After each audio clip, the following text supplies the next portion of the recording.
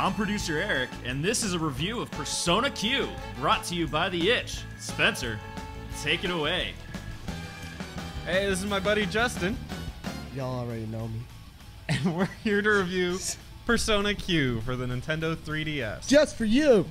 And it even came with some tarot cards, so Yes. I could maybe read your future. Practice demonic rituals. Moo. Yeah, we even have a...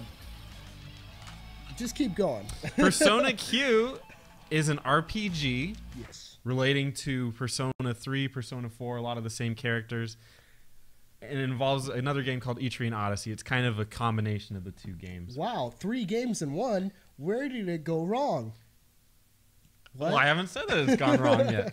But what I was looking for with this game was a deep RPG experience. I was mostly looking forward to the gameplay. A lot of dungeon crawling, a lot of grinding. Like That's grinding, really huh? what it is. Like And I grinding. really was actually excited for it. You get to customize your party and you get to take them around and everything like that. I wasn't really looking for a story here. I wasn't really looking for much in terms of depth of... Well, I kind of like the characters, but mostly for the gameplay is why I play this one. Are they always like chibi looking Yeah, they're kind of always in that the whole style. time? Yeah. Oh man, no offense. I mean, this would be a huge fucking turnoff. I would never be caught dead with that. So I put in about 25 hours into this game. Beast.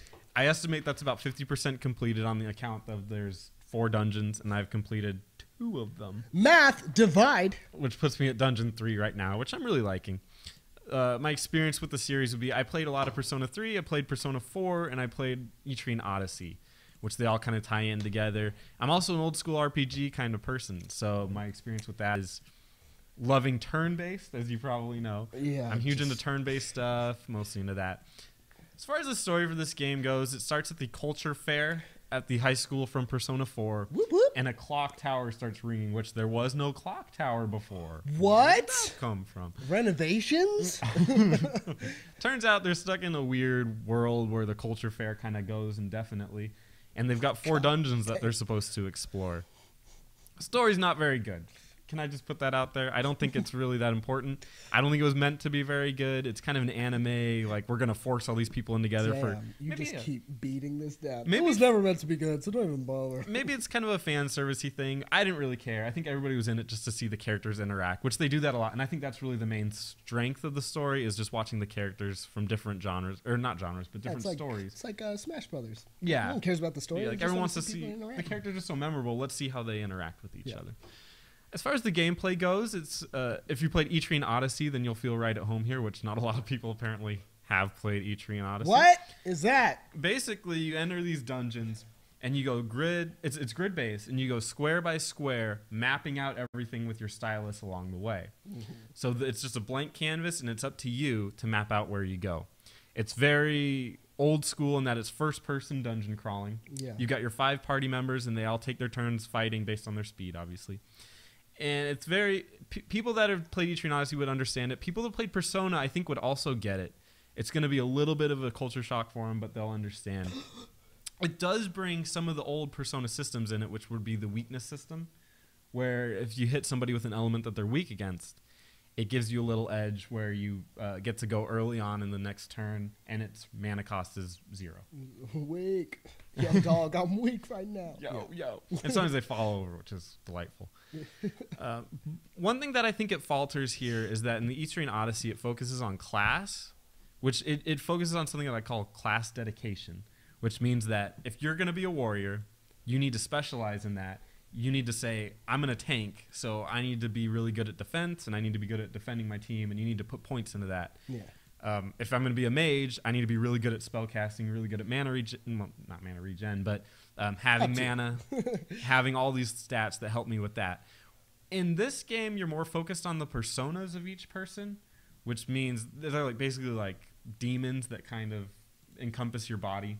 And they're And cool with you. you can sort of switch out the secondary ones, and that kind of gives everybody an edge to do whatever they want, which I understand the focus on freedom on that, but I also think it makes anybody able to do whatever they want, which I don't really like.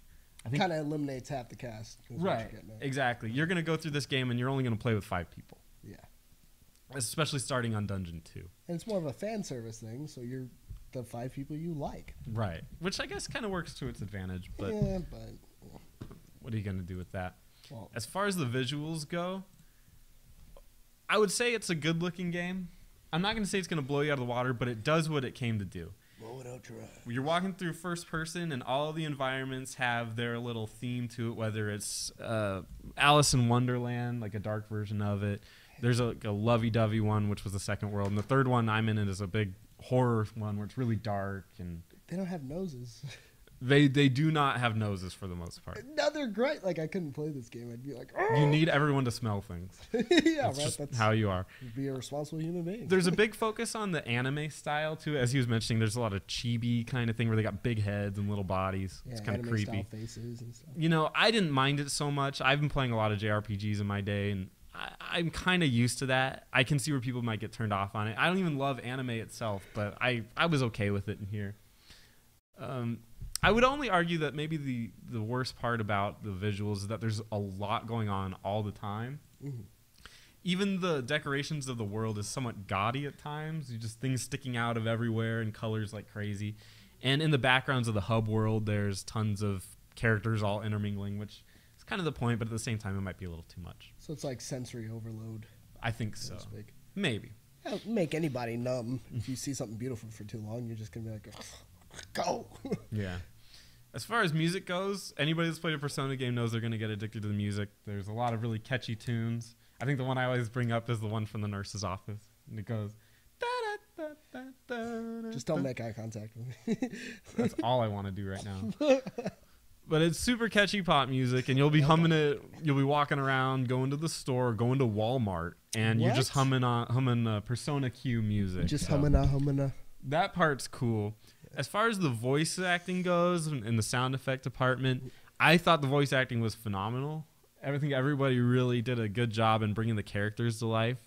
There's a lot of really funny ones. I think Chie was my personal favorite, hearing her scream at everything, and I thought she was hilarious. I played the fighting game and I hate her. So I'm sorry. I think she's really funny. She's a blast to kind of listen to her kind of progress. But the downside of that is that there's a lot of dialogue, and I tend to complain when there's a lot of dialogue, and I did find myself skipping a lot of it here. But I think it made a lot more sense to be in this game than in other games that I've complained about it, because it's so focused on that. Like, that is the story, really, is just these people talking to each other and learning about, the different ways that they use personas, because because they're from different games, so it's cool to hear them mingle with each other. Yeah, to coexist. Right. Like, oh, they really know each other. Now kiss. So let's get down to brass tacks here. The pros would be the music. It's a long game. It delivers on that. It's addictive to the right person. If you're into this kind of thing, you're going to get everything you wanted out of it. And the characters are really likable. Anybody that's played the Persona series, so most of the people that are going to pick this up are going to love how the characters interact, because it's a lot of fun. And fan service. Fan servicey to the max. As far as cons go, this kind of game can get repetitive. That dungeon crawling that you do, that's all it is. So God. delving into these dungeons, you're going to go, oh, I got to do it all over again, and you're going to do that 4 times. Fun. So if you're into it, you love it. If you don't want to do that for 50 hours straight, I don't. then you might have a problem. There might be too much dialogue for some people. For me, there was probably a little bit too much. Luckily, I kind of knew where the dialogue was going to happen, so I can skip those novels parts. daily, right? Yeah, I love reading. Screw reading. Hooked on reading Yeah, Rainbow. I think books are stupid. And it could be difficult for people that aren't really familiar with the genre. So people that are new to the dungeon crawling, first-person stuff, they might have a really hard time with this. Yeah, and keep in mind, it's not like dungeon crawler, like in the sense that we're used to. It's not Diablo. It's not dungeon Diablo. crawler. If you could think of everything you like about Diablo, it's the exact opposite of that. So it's bad. I'm kidding. Mechanics-wise, it's very slow, and it's very first-person-y. More calculated. Yeah. So would I recommend... Well, let's just start with, did it deliver to my expectations? I would say, for the most part, yes. I was looking for a deep, long, difficult experience that wasn't going to hold my hand. Deep, long, and difficult. Keep going. And I would say I got that. It was... You got it, huh? The game doesn't hold your hand. It's got your back. Just Yeah. slides right off. Yeah. You got the cue. Yeah. It thrusts in you when you least expect it to. and delivers a lot of semen where you didn't want it to go. There's a lot of pressure in the battle. But it was a very difficult game, and expect that if you die in the middle of a dungeon, you just lost all the progress that you made. Fucking sucky. So expect a difficult experience. That is long. And I would have liked it more, again, to be more customizable in terms of how your party interacts with each other in the battlefield, but that's another point. As far as would I recommend this game, I'm going to say no. I can't recommend this game to the mass audience. I've recommended Etrian Odyssey to people before, and they told me that they didn't really like it. So this game doesn't deviate from that very much. So I'm going to say the people that are going to like this game are the hardcore Persona fans, which there are a lot of them. Yeah, no, there are. Especially it's got its fan the base. fighting game. Mm-hmm. Like, that's branched out. I didn't know really that much about Persona except for 3. And then, bam, look at that. You can play as these fuckers. So yeah, the people that like Persona are going to dig it, and the people that like Etrian Odyssey, which are even fewer, are going to like it.